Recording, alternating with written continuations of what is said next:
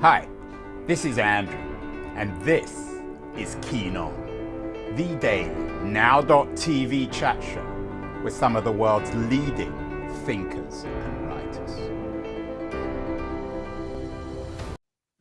Hello, everybody. A few months ago, we had my Berkeley friend, Adam Hochschild, on the show. Adam's one of America's leading historians.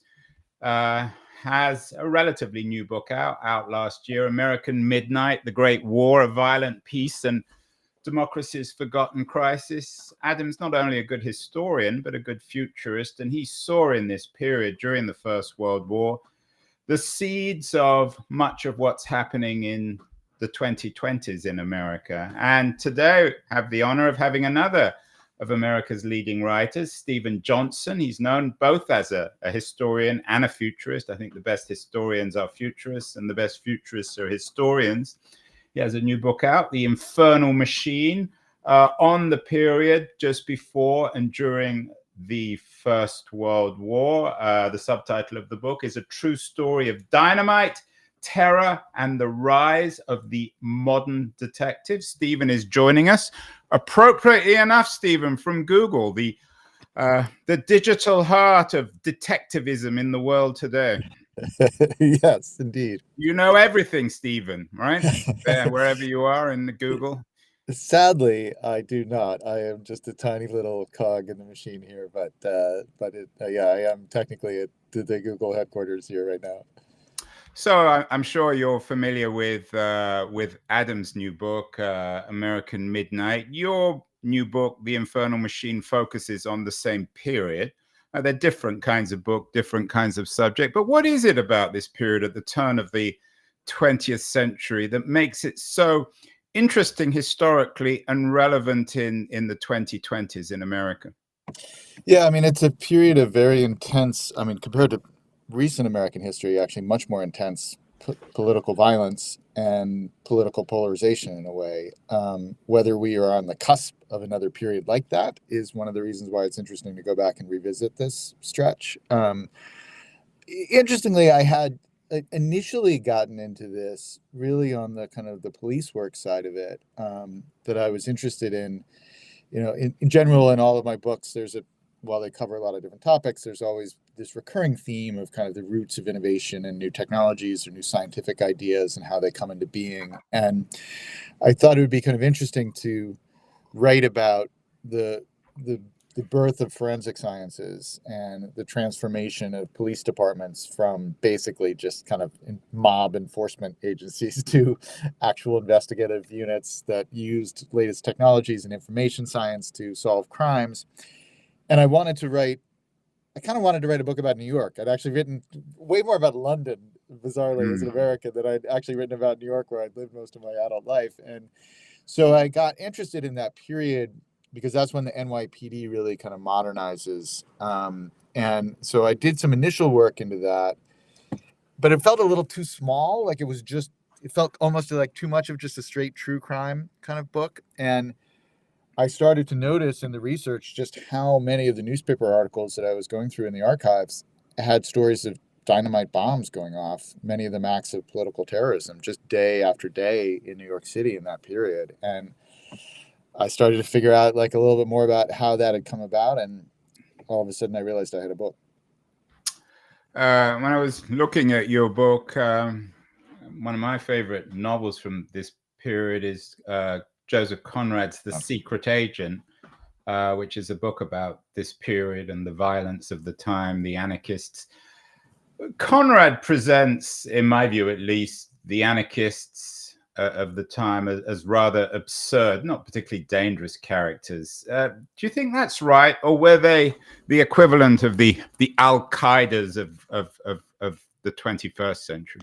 I maybe would put them somewhere else on the map. I mean, it's a great question. I remember reading the Secret Agent in grad school, and the thing it's based on this famous factual event where someone accidentally, I believe, blows himself up by the Greenwich Observatory. And there's kind of a moment where I can't remember whether Conrad does this or it was somehow came out of the context of reading it, but it was like this experience of people just being absolutely blown to bits was kind of a novel thing. That it was, people have been dying in violent ways for all of human history, but like because of dynamite, you would just have these explosions in the middle of a city where suddenly like people were just, atomized practically in the blast. And somehow that like stuck in the back of my mind. Actually, it's great that you bring it up, because it was like the distant kind of seed of the idea that became part of Infernal Machine. But I tried to, so anarchism as a movement just it really doesn't map to the current political landscape at all.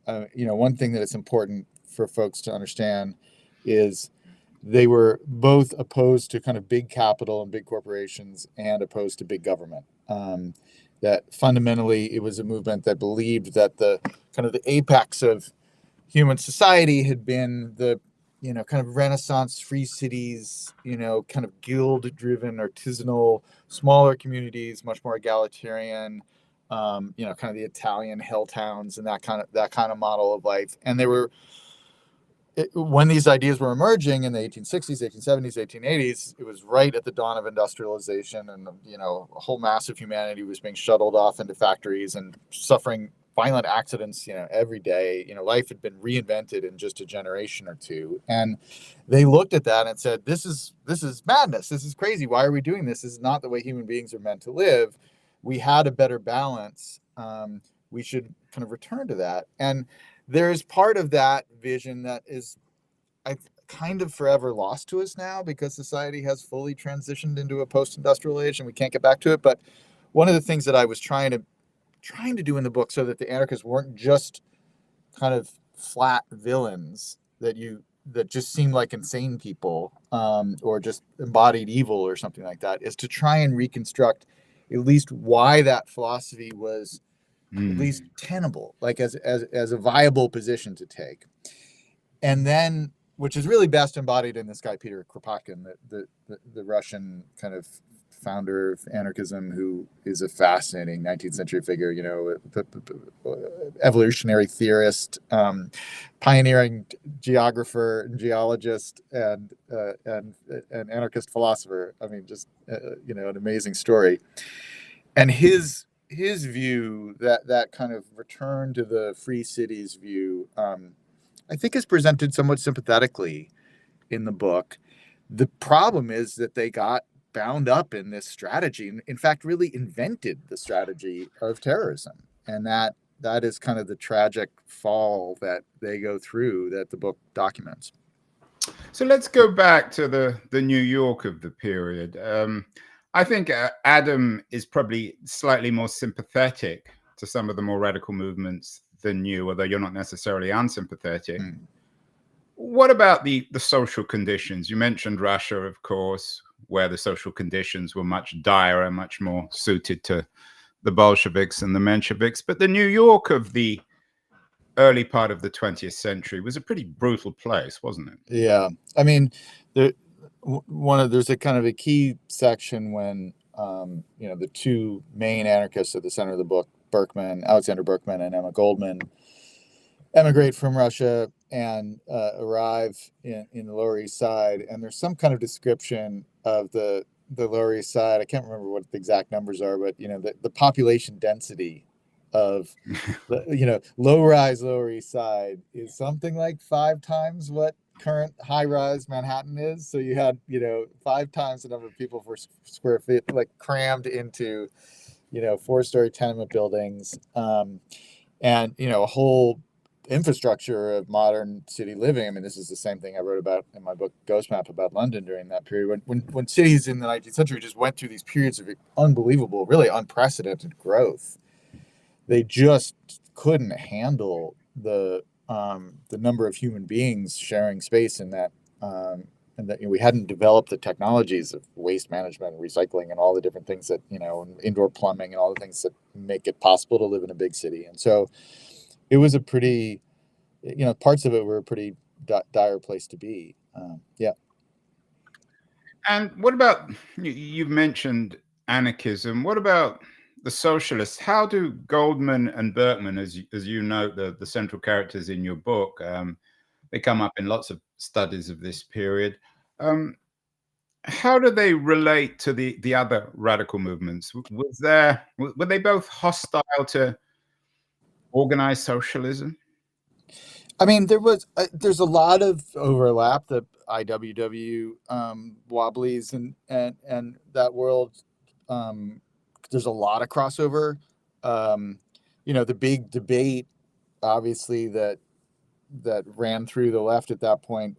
A lot of it came around the role of the state, right? Should there be some kind of large state apparatus that is in charge of things, which becomes obviously what ends up happening in Soviet Russia. And at the end of the book, not to give too much away, but Berkman and Goldman end up going to Soviet Russia and end up being famously kind of disappointed by it because of the state apparatus. But there was a lot of crossover and a sense of, just the general support for the labor movement, and for things like, there was unanimous kind of alliances around the ideas of reducing the number of hours of work, and wrestling with the fact that there was just tremendous physical peril that one faced working in factories during that period. So there were a lot of shared themes, but I think there was not necessarily on the side of the socialist left or the communist left the same sense that we needed to eradicate the government as dramatically as we needed to eradicate capitalism. Stephen, last year I also had Paul Moses on the show, another historian of the period. His book, The Italian Squad, The True Story of the Immigrant Cops Who Fought the Rise of the Mafia, features a man called Giuseppe Petrosini, a New York detective who was actually assassinated in Sicily. Tell us about the nature of the New York police at this time. You talk in the book about the rise of the modern detective. What was the pre-modern detective like? I mean, on some level, he didn't exist, or she didn't exist. There was a detective bureau starting in the 1880s, but the idea of a police officer that was using information science or forensic science to solve a crime, rather than rough up a suspect in an interrogation room was largely unimaginable for most of the 19th century, right? You had the police as mostly enforcers of kind of Tammany Hall, New York. You had a few interesting developments. I mean, the main figure that I profile in the book is this guy, Joseph Farreau, who joins the force at the end of the 19th century and becomes interested in these new scientific developments, scientific policing, that were being developed in Europe, largely through Alphonse Bertillon in Paris and Scotland Yard in England. And he goes over in kind of 1904, 1905 period and basically gets a training course. He does a kind of like personal development session by going to Europe and learning about all the sciences of portrait parlé, of measuring people's body parts and taking photographs and then fingerprints. And he brings it back to New York, and it's seen as literally the police commissioner is like, it's a fad, and a London fad at that. And so it's kind of greeted with derision and not taken seriously. But he kind of does a couple of clever things to prove the efficacy of this technique, and it ends up they let him create this little identification bureau where he starts taking fingerprints, and he refines they had a rogues gallery where they were doing work with photographs, but it just wasn't very well indexed or organized. And so that was the beginning of the transformation that really, is at the center of Infernal Machine. Yeah, it's interesting just thinking out loud.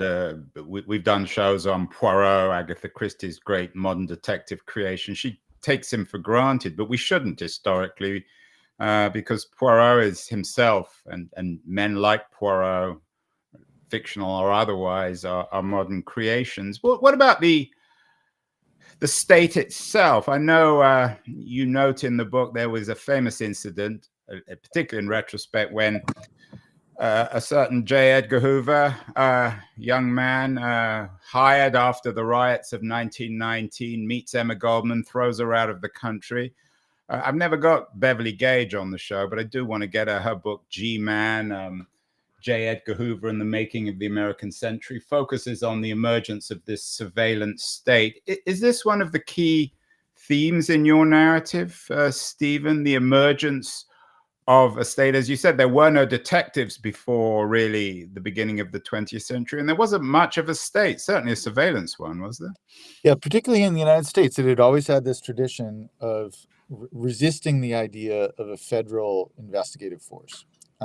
It was seen as kind of anti-American, and the Europeans were much more, I mean, you had something like Interpol, you had an international investigative body, which by the way was founded in 1898 directly as a response to the anarchist threat. So the in a sense, the macro story of this book is how this political movement intent on eradicating centralized state and corporate power ends up triggering into kind of unleashing this apparatus of state surveillance that is it's worst nightmare. I mean, the antithesis of everything he was trying to do. So the anarchists kind of prod this infrastructure into being, and there's so many things that we take for granted, as you said, that just weren't around. I mean, basic mechanisms of identification, right? There was no, whether you're a criminal or not, there was no real way to formally prove who you were. So if people would get arrested, they would just make up a name and say, those were the days. You didn't even need a pass. Isn't that the famous, I don't know, it was H.G. Wells or someone, you probably know who said this, that boasted that you could travel from London to China without a passport? Yeah, it was an interesting time, and we now take it for granted that every step of the way you have to show your papers. But that is an invention of the last century and a few decades. So part of this story is that these new ideas, I mean, it's literally called the Identification Bureau in the NYPD, that these ideas that are being imported from Europe and then kind of incubated in New York, because New York is going through this really insane wave of political violence. There's something like 7,000 bombings in New York between 1895 and 1920, many of them political in nature.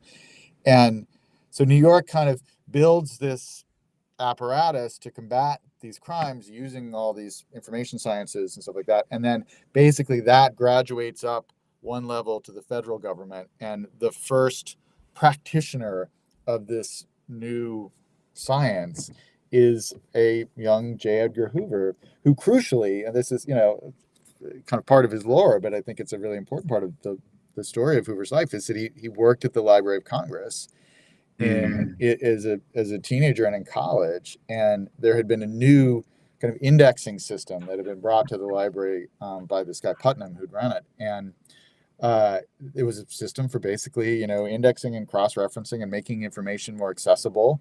And Hoover took that idea that it made such an impression on him as a young man, and decided to apply that to fighting crime.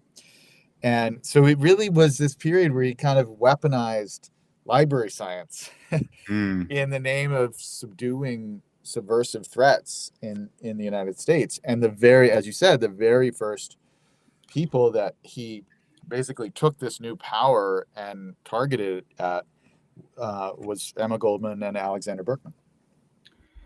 And of course, he went on to found and certainly run the FBI for 50 years. 50 years, quite an accomplishment. Yeah. Given all this violence, I mean, Adam is on the left politically, unambiguously, and I think he sees a lot of what happened, the Palmer raids and J. Edgar Hoover's involvement, as being profoundly unjust. But in your narrative, given that you stress the amount of violence, was the response of the state in some ways justified or unavoidable? Yeah, it's a great question. I think the way that I would put it is I kind of raised this hypothetical at the end, that the question I have is, was there another path for the anarchist movement that did not embrace terrorism? The defense of the terrorism is effectively, which I try to give weight to in the book, is effectively a kind of they started it argument, which is to say, and this is factually true, there was far more people were mutilated or killed in on the factory floor and industrial workspaces, from 1870 to 1920 than were injured in terrorist attacks from the anarchists or the radical left.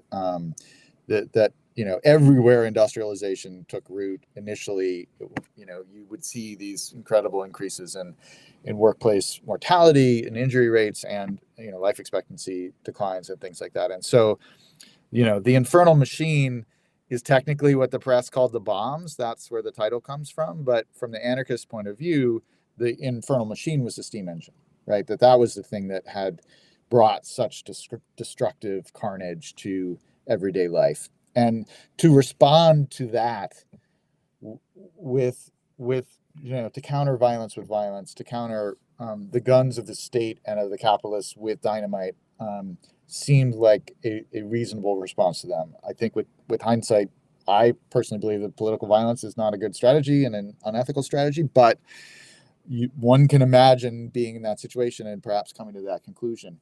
To me, the question is, this is the period where Gandhi is developing nonviolent protest as a strategy, incredibly successfully. And so was there a path where, someone like Goldman, who always went back and forth, and I talk about this a lot in the book, on the question of violence and the utility of violence, ultimately claimed to be opposed to violence, but could never quite bring herself to renounce it when it was done, even when it was done in her name, as in the assassination of President McKinley.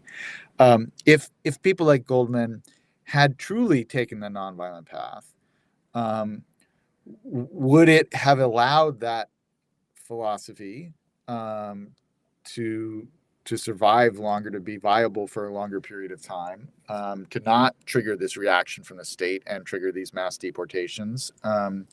Maybe it would have been more of a part of the conversation. And to me, the crazy thought experiment is to imagine an alternate 20th century where Kropotkin is the patron saint of the left instead of Marx, and the kind of counter to state capitalism on the table is not state communism, but rather this smaller scale, slower, less technologically driven, more human scale alternate way of living. And that would have been I don't know whether that was a possible scenario, but it would have been a very different scenario had the anarchists made their case more successfully. And perhaps they would have been able to make it had they not resorted to the bombs.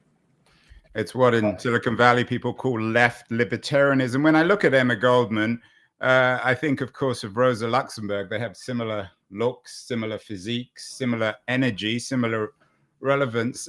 This was a period, of course, where Luxemburg was murdered on the streets of Berlin by fascist thugs. What about the violence outside the state? The violence that got unleashed by men like J. Edgar Hoover, but it wasn't done under the aegis of the state. It was done by thugs, racist thugs, anti-Semitic thugs, often anti-Catholic thugs. Of course, the role of the KKK was also particularly important in this period. Yeah, it's a great point. Well, I think that is one of the reasons why I think it's very interesting to just revisit. I don't talk about the KKK or any of those other kinds of movements just because there's already so much to cover in this book. But I think that it is a useful corrective to the assumption that we sometimes hear today that we live in particularly tumultuous political times right now. And well, obviously January 6th was a distinct moment in our history that does not have a lot of precedent. Up until that point, this period of the last 20 or 30 years, compared to almost any other phase in the 20th century, has been a period of relatively limited political violence from the left and from the right and from the state. If you look at things like assassinations, there was one of the reasons there's a long sequence about the assassination of Alexander II, which is crucial in the story of Berkman and Goldman, and also the story of terrorism, because it's the first suicide bomber in history.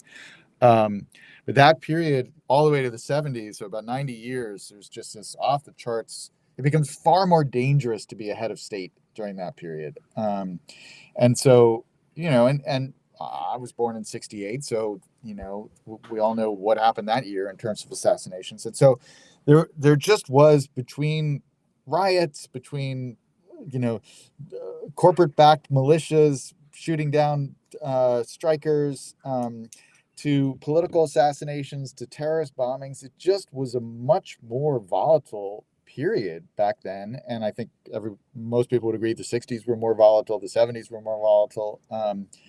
And so that has actually been more the norm. And we have lived through a period of relative tranquility for the last 20 to 30 years. But you don't, for some reason, that offends people. I don't know. Like, people like to think that they live in unusually turbulent times. But I think it's sometimes helpful to remind ourselves that it could be much worse. You use the T word, Stephen, terrorism. I don't know the genealogy of, or the etymological origins of the word when it became popular. But of course, America was always a place of enormous violence. I mean, the assassination of Lincoln, some people could argue, was carried out by a terrorist. What distinguishes that act of terror from the kinds of things that Emma Goldman and Alexander Berkman got up to in the 19 teens? Yeah, I think one change, and again, it's interesting. There was just a review of the book in the Times, in the New York Times, and by Clyde Haberman. Yeah, it was a nice review. Yeah, it was good. It was it was lovely. Yeah, there you go. And he has a line in it I thought was really striking near the end, where he says the real protagonist of this book is dynamite. Yeah, I was going to get to that. Yeah. Yeah, and I think that on some level, you obviously you had assassinations before that, and I think it does shift a little bit from a longstanding tradition of political assassinations towards, okay, we're going to target captains of industry like Henry Clay Frick, who Berkman attempts to assassinate in 1892. Allegedly, this bombing that happens in 1914, that's very central to the book, was originally intended to target John Rockefeller Jr.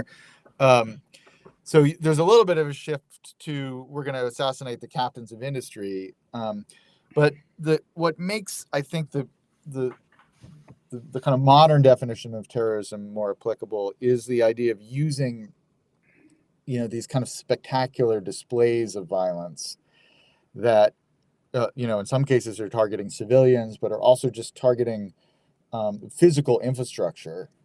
So there's an attempted bombing of St. Patrick's Cathedral that is central to the plot of the book. And bringing the system down, right? Yeah.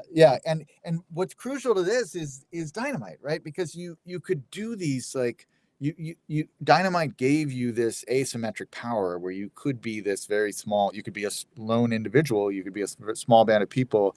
And because you had this genuinely new explosive power that had not existed until right at the moment when anarchism came into the world as a political philosophy, it gave power to the powerless, on some level, like literally the physical energy definition of power. And that, I think, set a template for modern terrorism, where the goal was, not just to eliminate this particular figure so that perhaps there would be a change in power, but rather to create these, in a sense, media events, really. I mean, a part of this is that it's both happening in a world where you have dynamite now for the first time, and news of the bomb that you detonate in New York will reach, around the world in a matter of days for the first time.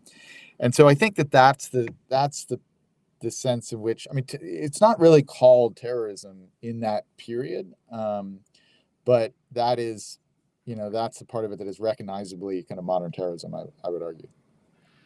I want to take a short break, Steve, and then I want to come back and talk about the technology of dynamite. But I want to remind everyone that wonderful guests like Stephen Johnson are brought to us because of our friends at Liberties, a quarterly journal of culture and politics, edited by Leon Wieseltier, wonderful editor historically of American culture and politics. Going to run a short feature on Liberties, and then we'll be back with Stephen Johnson to blow up the whole world to talk about dynamite. So don't go away, anyone.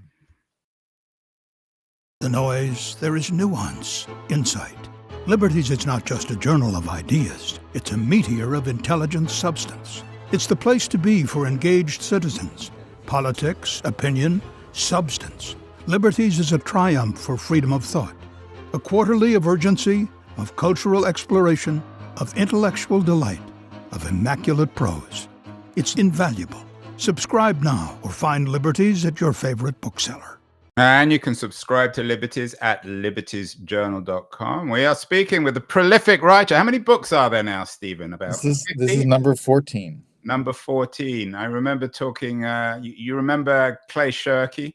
Yeah, of course. And I remember him saying to me sometime a few years ago, he said, one day I'm going to grow up and be like Stephen Johnson and be a real author. You're one of the few left, and he has a major new book out. All his books tend to be bestsellers. This one, I think, is inevitably going to be enormously successful. The Infernal Machine, a true story of dynamite, terror, and the rise of the modern detective. It already got a very nice review in the New York Times by Clyde Haberman. And as Stephen said in the first half, Clyde argued that the real star of this book was dynamite. And of course, Stephen is a historian in many ways of technology. The father, we all know, of course, of dynamite is a certain Alfred Nobel, the father of the Peace Prize. Any ironies here, Stephen?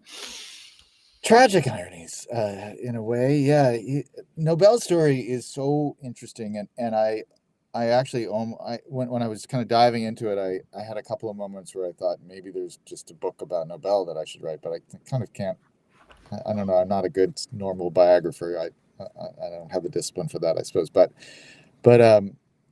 basically, Nobel. So the underlying explosive force that is generated in dynamite is nitroglycerin, and nitroglycerin had been discovered by this scientist Sobrero in about 1845 or something like that, and pretty much anyone who messed with nitroglycerin in that period gave it up pretty quickly if they were still alive, is basically the story. Like if they still had fingers left and were still alive, they decided this thing is too dangerous to work with. And it was really the first major advance in the kind of capabilities and force of explosions since the invention of gunpowder. I mean, gunpowder had been slightly refined over the years, and you figure out ways to pack it more effectively and make it more efficient. But generally, nitroglycerin was the first, significant leap forward in about 1,000 years. But it was, notoriously unstable. You could shake a canister of it and it would blow up in your face. And so Nobel got this idea as a young man that if you can contain that force, and the opening chapter of the book is called The Controlled Explosion. If you could figure out a way to manage it and domesticate it in a sense, you would have this extraordinary tool, not for military uses and certainly not in Nobel's mind for political terrorism, but rather for civil engineering, right? You could use what he would eventually come to call dynamite to power your way through, making railroad tunnels and making the Transcontinental Railroad and building the Panama Canal and many other major industrial achievements of that period. And so he got obsessed with it, and so obsessed actually that while his younger brother died, was blown to bits in a explosion in a lab that Nobel himself had built on their family compound in St. Petersburg. Most budding entrepreneurs at that point would presumably say, hey, I maybe should do another project. Nobel stuck with it and continued to refine this nascent technology until he managed to basically create, using this kind of porous sand that he found near his factory in Germany. He figured out if you mix that with the nitroglycerin, it was much more stable, and you could kind of sculpt it into these different shapes that made it interesting for creating the classic kind of dynamite canister and other forms. And it ended up working, and he was hugely successful. But it's one of those stories that I've been writing about increasingly, about technology's unintended consequences, right? He succeeds in doing what he was trying to do with this technology. It rewards him immensely, but it turns out that it also unlocks this door of possibility for a completely different use, which is blowing up people in a cafeteria or assassinating a Russian czar. And that leads to this kind of wave of violence that Nobel is kind of intimately associated with in the press. He's known as the Merchant of Death. And so he ultimately creates the Peace Prize, as in a sense, as kind of an atonement. I mean, with the other prizes as well, but that was the most original prize. No one had ever thought about making a prize in the service of peace. And he had thought that dynamite would actually itself be an agent of peace. He had a kind of like mutually assured destruction theory of it, that once people saw the destructive force, they would put down their arms, which was very naive. But I think he was genuinely kind of disturbed by what he had unleashed on the world. And so the Peace Prize is his gesture. As another famous inventor in the middle of the 19th century said, when he revolutionized the technology of communications, what has God wrought? If we had someone from the NRA on the show, Stephen, they might argue, I don't want to put words into their mouth, but they might argue it's not gunpowder that kills, it's not dynamite that kills people, it's people. What's the difference then between gunpowder and the gun? I mean, that was also an instrument of enormous violence that sort of that entered certainly the modern gun that entered stage of history in the American Civil War. Is there something in technological terms different between dynamite and the gun? I don't think so. I mean, they just have a different, they create a different kind of carnage, which then creates a different kind of potential for acts like terrorism, where you want that, spectacular explosion is more valuable, almost in the kind of like media event of it all. But I think that, the other point you're kind of alluding to, which I think is right, is, there's a limit to which one can blame Nobel here. I think there was an inevitability that dynamite with another name would have been invented. There was too much of a need for this kind of explosive force because of what was happening with railroads, because of what was happening with building skyscrapers, because of what was happening with building the Brooklyn Bridge and the Panama Canal. There was just an incredible need for it. And given that nitroglycerin had been discovered, it was probably, I think inevitable that someone would have come around to this, some variation of this combination of materials that made dynamite possible. So Nobel, is to blame on some level for what dynamite wrought in the world of political violence. But I think it was probably going to happen one way or the other. Let's fast forward, Stephen. You've been very generous with your time. Let's fast forward to the 2020s. Over the last 100 years, in the period from the 1920s, when your story ends, have we seen the architecture of this surveillance state? Some people talk about a digital surveillance capitalism, the emergence of technologies that allow people to be watched when they're working, hospitals, the realization of Jeremy Bentham's panopticon, which of course was an 18th century idea. Is the modern detective and the rise of the modern detective over the last 100 years, has it gone hand in hand with the rise of the modern detective state, in your view? Well, I mean, empirically, there's no question that there is, far more information captured about all of us, including biometric information, than, compared to any citizen of the world in 1890 or even 1924. I mean, there is just an absolute increase for, that is uncontested. That and the emergence of, what Hoover introduced was, a card catalog system. I mean, he literally had a system of index cards, and he figured out a way to cross-reference them. And you compare that now to, there was a project that was very controversial after 9/11 that never really got built, but I think the slogan of it was emblematic, which is Poindexter's thing, which was called total information awareness. And I think that's, for better and for worse, we live in a total information awareness society. I thought it was very striking, when Goldman and Berkman, the first time that their the Goldman they're sent to prison at various different times, but right before they're ultimately deported, they're arrested together under the Espionage Act, which had been created, and this is in American Midnight too. They've been created to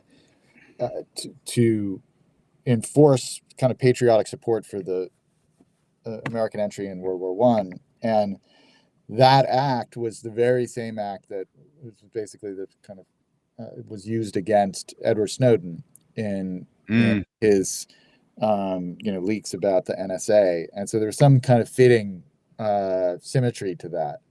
We compare the extent of something like the NSA's operations to those card catalogs that Hoover had created. It is no question that it is increased, and it's increased. I'm coming to you from Google. It's obviously increased on the level of private companies as well. I think the question is, do the benefits and the security and the convenience of that information outweigh the costs? And that's that's something that I wouldn't speculate on, but to simply say that it has increased dramatically. Why wouldn't you? I mean, isn't that the heart of the book and your thinking and the relevance of the book of I do. Draw the line on this stuff? Yeah, I do think on the side of